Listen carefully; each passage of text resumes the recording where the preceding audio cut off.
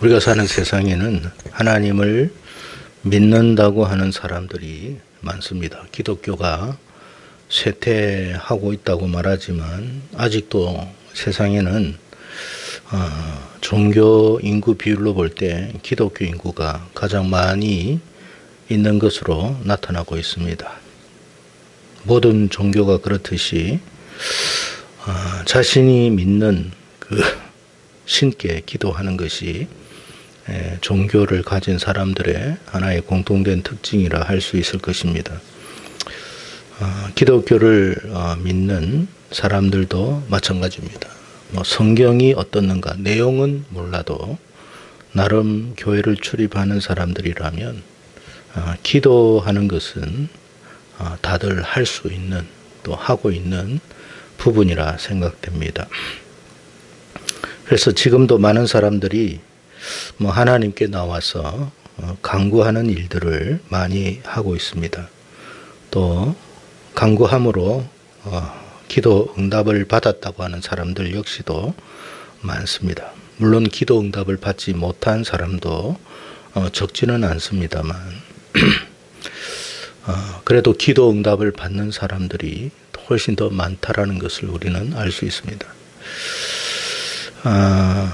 우리가 조금 전 언급했듯이 기도하는 사람도 많고 기도하여 응답을 받는 경우도 적지는 않습니다만 대부분의 사람들이 기도하여 응답받는 부분에 그치는 경우가 많습니다. 기도하고 응답받고 거기에서 끝이에요. 여러분, 믿음이라는 게 뭐냐면 기도 응답을 받았느냐 안 받았느냐로 그 사람의 믿음을 결정할 수는 없습니다. 기도 응답을 많이 받은 사람은 믿음이 있고 반대로 기도 응답을 받지 못한 사람은 믿음이 없다라는 이분론적인 그런 어떤 신앙을 가져서는 안 됩니다. 하나님이 보시는 것은 기도 응답이냐 아니냐 이전에 그 기도 응답 이후에 그의 모습이 어떠하느냐를 보시는 거예요. 그게 그 사람의 믿음을 나타내는 것입니다. 오늘 우리가 살피고 있는 부분은 바로 한나의 기도와 응답에 관한 이야기입니다. 하나님께서 한나를 생각하셨다라고 했습니다. 여러분, 우리가 기도의 응답을 받는 비결, 오늘 본문 안에서 본다면 하나님이 우리를 생각하시면 됩니다. 우리가 기도를 하는 것은 하나님 나 좀 생각해 주세요 라는 뜻입니다. 어떤 장구한 어떤 표현이나 말이 필요한 게 아니에요. 우리가 간절히 열심히 기도하는 것은 우리의 어떤 행위를 더 나타내기 위함이 아니라 하나님 나 좀 생각해 주십시오 라는 뜻입니다. 마침내 하나님께서 한나를 생각하셨어요. 한나를 생각하자마자 한나에게는 문제가 해결되어 버렸습니다. 자신이 안고 있는 여러 가지 고민스러운 일, 고통의 문제들이 한순간에 해결되어 버렸습니다. 그녀가 그렇게 간절히 원했던 그 자녀를 마침내 임신하게 되었습니다. 그리고 그는 사무엘이라고 하는 아들을 낳게 되었습니다. 한나는 이 사무엘을 저짓된 이후에 하나님의 성전에 데려가 하나님께 약속대로 바치게 되는 내용을 다루고 있습니다. 우리가 오늘 본문에서 주목해야 할 부분은 바로 이것입니다. 한나가 내가 하나님 앞에 서원하여 기도하여 응답받았다. 여기에 그치는 게 아니에요. 내가 하나님 앞에 서원하여 기도한 것을 이행하였다. 그런 부분입니다. 그러니까 여러분, 우리가 TV나 어떤 방송에서 기도 응답 받은 부분에 대한 그런 이야기들은 굉장히 많습니다. 근데 우리는 기도 응답을 받았으니 저 사람이 참 믿음이 아주 특별한가 보다. 물론 그럴 수 있습니다. 그러나 하나님이 정말 주목하는 것은 거기까지가 아니에요. 기도 응답 이후에 그의 모습과 태도를 보는 거예요. 그리고 그 모습이 그의 신앙을 결정하는 거예요. 그래서 많은 사람들이 하나님 앞에 기도할 때가 많습니다. 특별히 간절할 때, 절박할 때 그냥 단순한 기도가 아니고 소원의 기도를 하죠. 하나님 이렇게 좀 해결해 주시면, 이 당면한 문제를 좀 해결해 주시면 뭐 어떻게 하겠습니다라는 그런 소원 기도를 많이 합니다.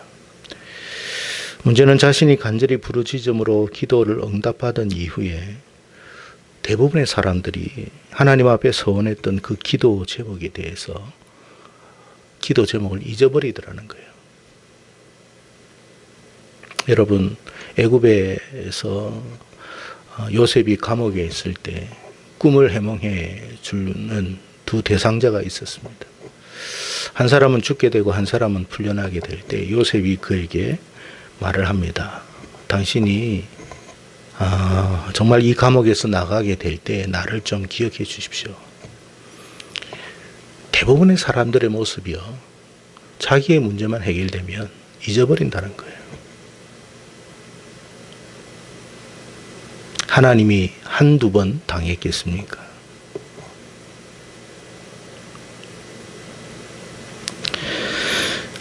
자신이 소원했던 그 기도 제목을 스스로 망각해버려요. 옆으로 잊어버립니다.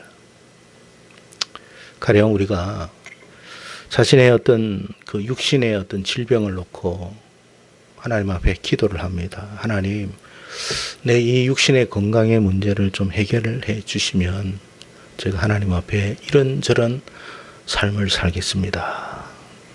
그런 기도를 하는 때가 많습니다. 건강 회복시켜 주시면, 하나님, 내가 사업이 지금 완전히 너무 어려운 상황에 있고 사업을 접어야 하느냐 마느냐에 지금 기로에 서 있습니다.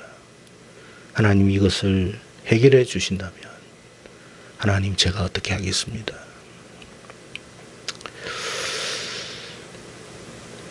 자녀 문제도 마찬가지죠. 하나님, 우리 자녀를 뭐 어떻게 해주시면, 예. 여러분, 오늘 본문에서 우리가 주목해야 할 부분이 뭘까요?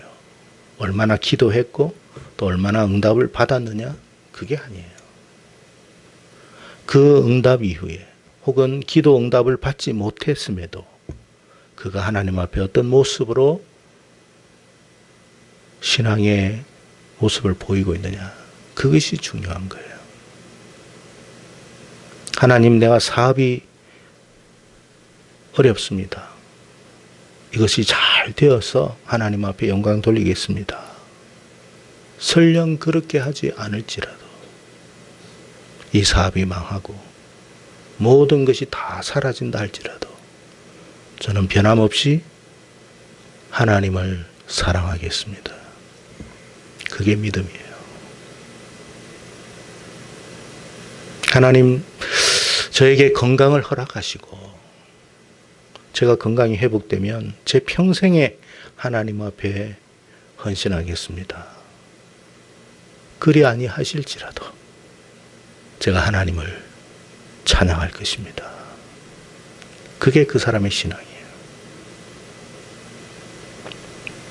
우리는 얼마나 응답을 받았느냐, 몇 번의 응답을 받았느냐, 그것도 중요하죠. 여러분, 신약에 보면 예수님 앞에 나아가서 자신의 문제를 해결받은 사람은 수없이 많습니다만 그 이후에 예수님을 따른 사람은 몇 명 되지 않습니다. 누가 믿음이 있는 걸까요? 안전뱅이가 일어난 것, 소경이 눈을 뜬 것, 죽었다가 살아난 것, 그것이 그 사람의 믿음일까요? 아니에요. 그것은 하나님의 은혜입니다. 믿음과 은혜를 혼돈하지 마십시오. 믿음은 그리 아니하실지라도 하나님을 여전히 사랑하고 여전히 섬기겠습니다. 여러분, 누가복음에 보면 부자와 거지 나사로에 대한 이야기가 나옵니다. 우리가 잘 알다시피 거지 나사로는 거지입니다.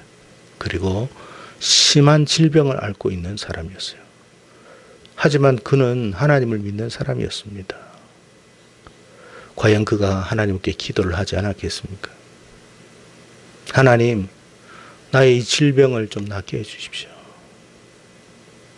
하나님, 나의 이 궁핍한 생활에서 벗어나게 해주십시오.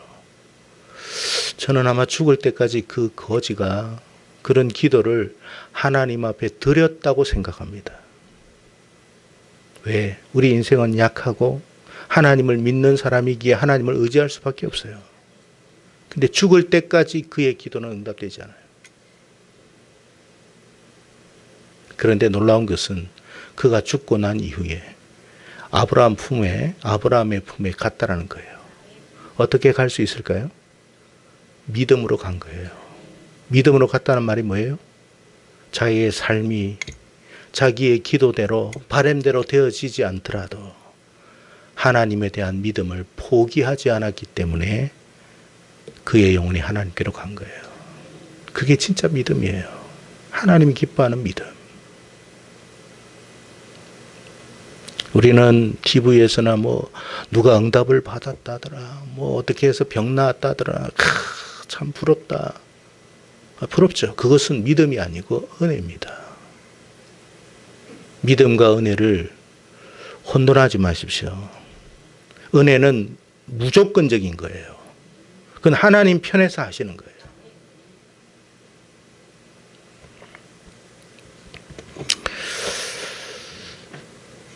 하나님께서 한나를 생각하신지라 마침내 한나가 임신을 하게 되고 그녀가 아이를 낳습니다. 사람이 화장실 들어가기 전과 들어가고서 나온 후에 모습이 막 달라집니다. 그게 사람이에요. 그게 그 사람의 수준이에요. 하나님이 인류 역사 이후로 그런 일들을 한두 번 겪었겠습니까?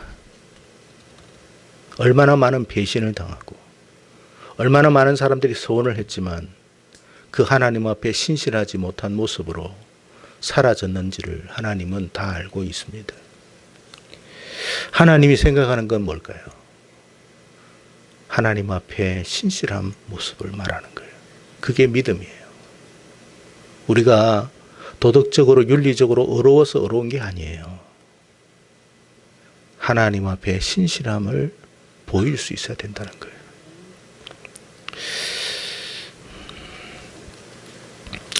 흔히 우리는 이런 자기 합리화를 많이 할 때가 있습니다.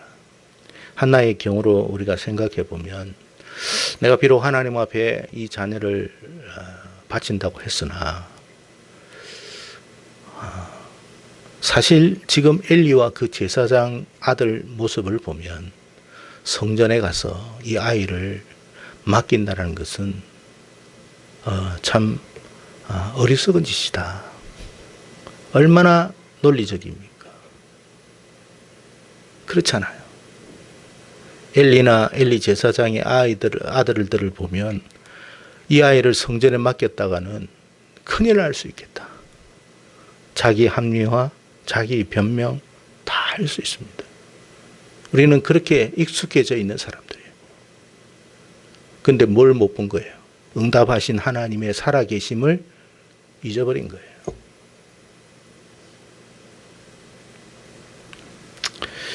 그래서 내 방식대로 자녀를 잘 양육해서 하나님 앞에 올려드리겠습니다. 그건 이미 하나님 앞에서의 신실함이 아니에요. 믿음이 아니에요. 자기 방식대로 하는 모든 것은 하나님이 받지 않아요.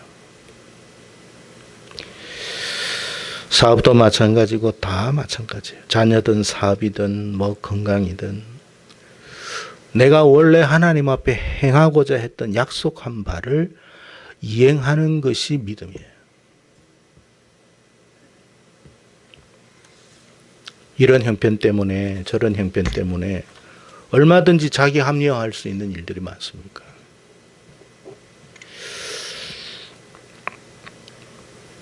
그래서 하나님은요, 우리 입술에서 내뱉어지는 말을 보시는 게 아니고 우리가 내뱉은 말을 어떻게 행동하느냐를 보시는 거예요.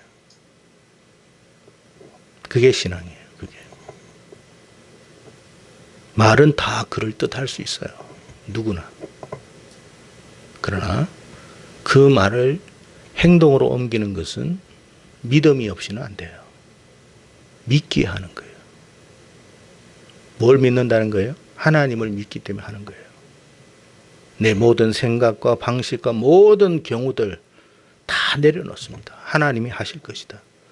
사무엘을 엘리에게 맡길 때 거기에서 일어날 수 있는 여러 가지 변수의 상황들을 다 내가 고민하고 생각해도 그래도 하나님께 맡기는 거예요. 왜? 하나님이 살아계시고 하나님이 행하실 것이다. 그게 믿음이에요. 앞서 언급했습니다만 교회를 다니고 또 하나님을 믿는 사람 가운데 기도 응답을 받았다는 사람들이 사실은 적지 않습니다.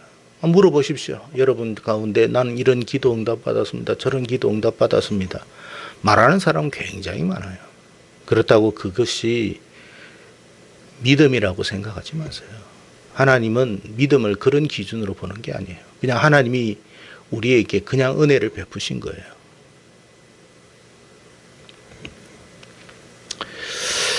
하나님은 우리가 응답받고 축복받은 이후에 어떠한 태도와 모습을 보이는가로 우리의 믿음을 판단하실 것입니다. 그래서 여러분 진정 하나님 기뻐하시는 믿음을 소유한 사람은 비록 기도 응답을 받지 못했다고 해도 하나님께 감사할 수 있고 또 자신의 믿음을 저버리지 않는 거예요. 바울이 여러분 어떠한 사람인지 여러분 잘 아실 거예요. 정말 하나님 앞에 신실했던 사람이고 충성을 다했던 사람이에요. 자기가 여러분 믿음 생활하면서 여러 가지 어려움을 겪게 되었고 또 안질의 병, 간질의 병, 곱추, 별의별 질병들이 다 있었습니다. 전도 사역에 있어서 얼마나 걸림돌이 되겠습니까? 이것을 가지고 사람들이 얼마나 많은 입방아를 비쳤겠습니까? 바울도 그 사실을 모르는 바가 아닐 거예요. 그래서 하나님 앞에 간절히 기도했다. 3번 기도했다. 3번 기도했다니까 딱 3번 기도했다는 말이 아니에요. 정말 간절히 기도했다는 거예요. 그때 하나님으로부터 들려오는 게 뭡니까? 내 은혜가 너에게 합당하다. 족하다 그랬어요. 한마디로 노였습니다. 그런 면에서 본다면 기도 응답을 받지 못한 바울이 믿음이 없는 사람입니까? 중요한 것은 바울의 그 이후의 태도와 모습입니다.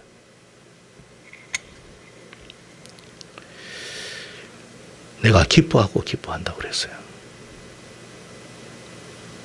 기도 응답 받지 못했는데 뭐가 기쁠 일이 있습니까?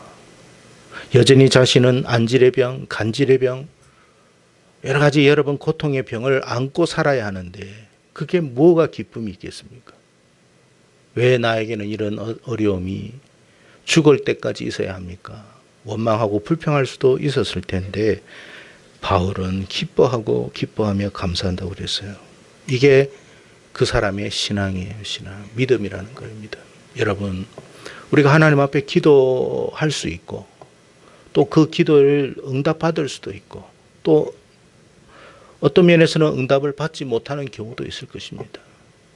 내가 응답을 받았든 응답을 받지 못했든 하나님은 그 이후의 모습을 보는 거예요.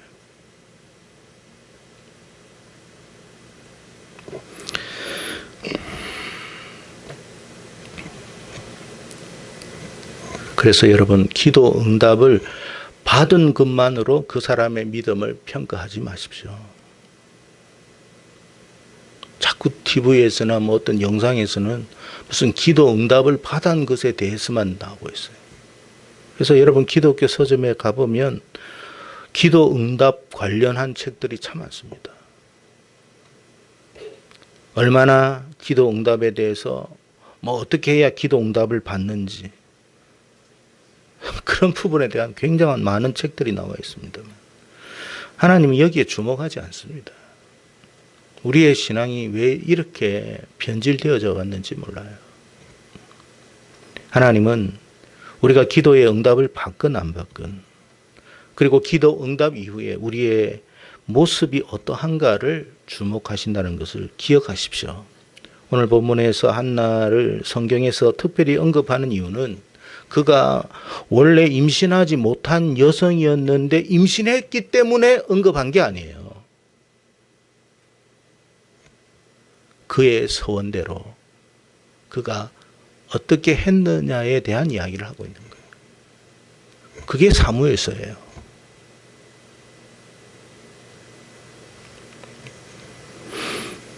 저절된 아이라 그랬어요. 여러분, 저절됐다는 말은 우리나라 나이로 한 3살, 4살 정도 되는 나이를 뜻합니다. 엄마가 아이를 키우고 가장 사랑스러울 때예요. 이제 아이가 말을 하기 시작하고 걸을 때 걷기 시작하고 엄마와 그런 어떤 교감을 가장 많이 할 때, 그때 이 아이를 떼어놓는다 했을 때 그 엄마의 마음이 어떻겠어요? 우울증 걸릴 겁니다.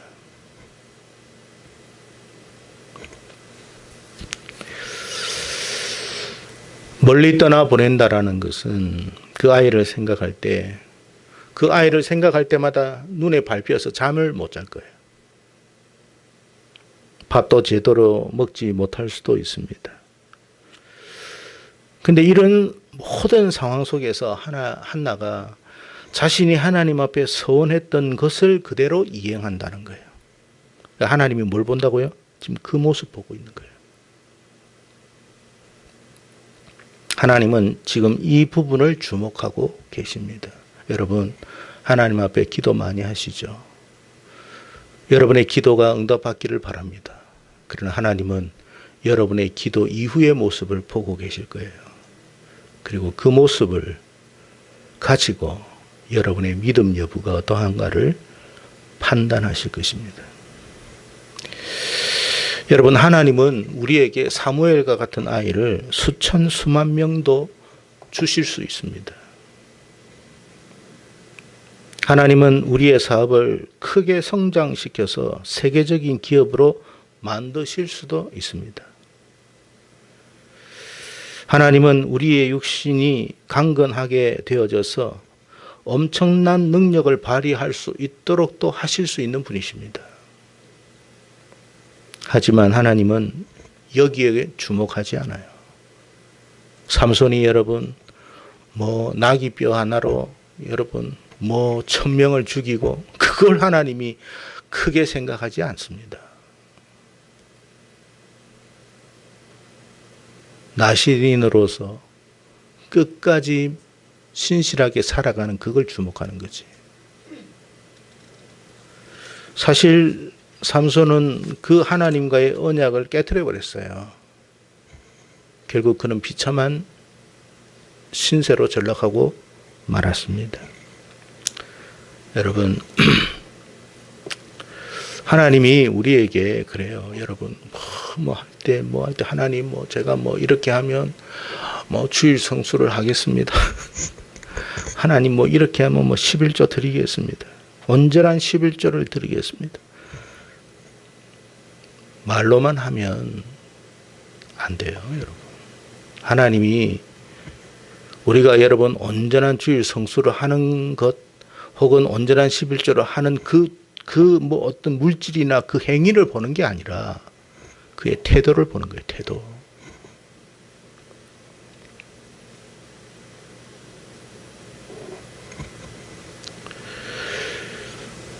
자녀를 어렵게 낳은 사람이 그 자녀를 하나님 앞에 목회자로 드리겠습니다. 선교사로 바치겠습니다. 그런 사람들 많아요. 선한 사람들. 근데 여러분, 그 자녀를 하나님이 어떻게 키우냐면 굉장히 똑똑한 자녀로 키워버려요. 그리고 그 반응을 보는 거예요. 근데 사람들이 어떻게 되는 줄 아세요? 생각이 달라져요. 하나님, 의사로 키워가지고 하나님 앞에 영광 돌리겠습니다. 판사로 키워서 하나님께 영광 돌리겠습니다. 하나님과 처음 계약한 게 뭐예요? 목회자로, 선교사로 드리겠습니다라는 거였어요. 하나님은 그걸 보는 거지 의사도 중요하지도 않고 판사도 중요하지 않아요.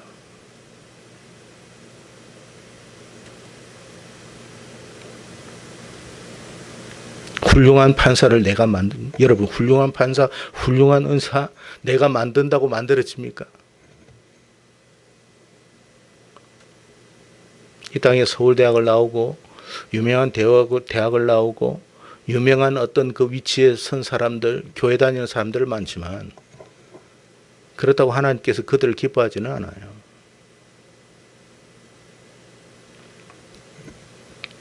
하나님은 우리 자녀가 목회자가 되든 선교사가 되든 판사가 되든 검사가 되든 의사가 되든 이런 것에 별 관심 없습니다.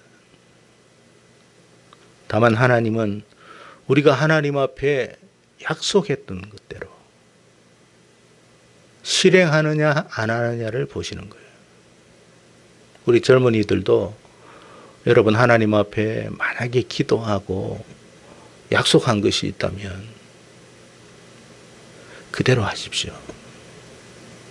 상황에 따라 바뀌려고 바꾸거나 하지 마십시오. 그 상황이 항상 변할 수가 있고 그 상황에 따라 내 마음이 항상 변할 수 있지만 하나님은 우리가 변하지 않는 마음을 갖기를 원해요. 그러면 하나님이 알아서 하시는 거예요.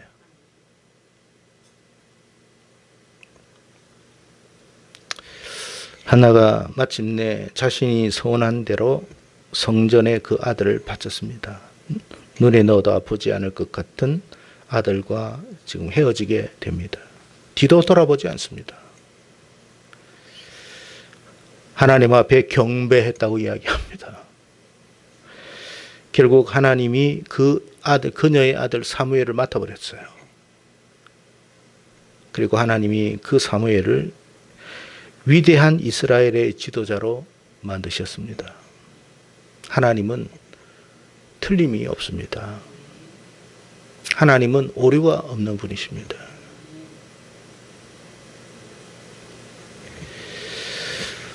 한나가 어떤 노력을 한다고 해도 사무엘을 이스라엘의 위대한 지도자로 만들 능력은 없습니다. 그러나 하나님은 하실 수 있는 분이십니다. 그게 하나님이에요. 그 안 되는 환경 속에서도 만드시는 분이에요. 엘리와 엘리 제사장의 아들 속에서도 하나님은 보아와 같은 자녀로 만드실 수 있어요. 그게 하나님이에요.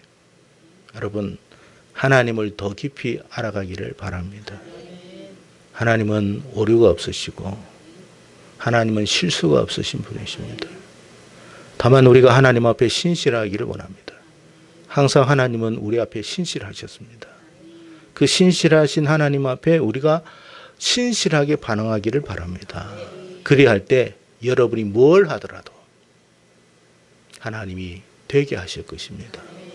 앞으로 가도 될 것이고 뒤로 가도 될 것이고 혹시 돌부리에 넘어질지라도 그 일로 더 잘 될 것입니다. 모든 것이 망하고 이제는 끝이다라고 할 때 거기에서 새로운 길이 열리는 것을 보게 될 것입니다. 누가 하십니까? 하나님이 하십니다. 어차피 세상은 망해가는 거예요. 지금 다 망해가고 있어요. 순서가 다를 뿐이고 누가 먼저 망하느냐 뒤에 망하느냐의 차이일 뿐이에요. 그러나 하나님의 손에 있으면 망하지 않아요.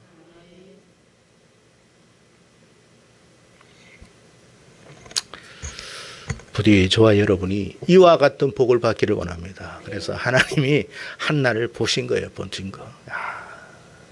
저 녀석이 정말 자기가 서운한 대로 이행하는가 한번 보겠다. 3, 4년을 기다린 거예요. 기다린 거. 진짜 하는지 안 하는지. 진짜 하네?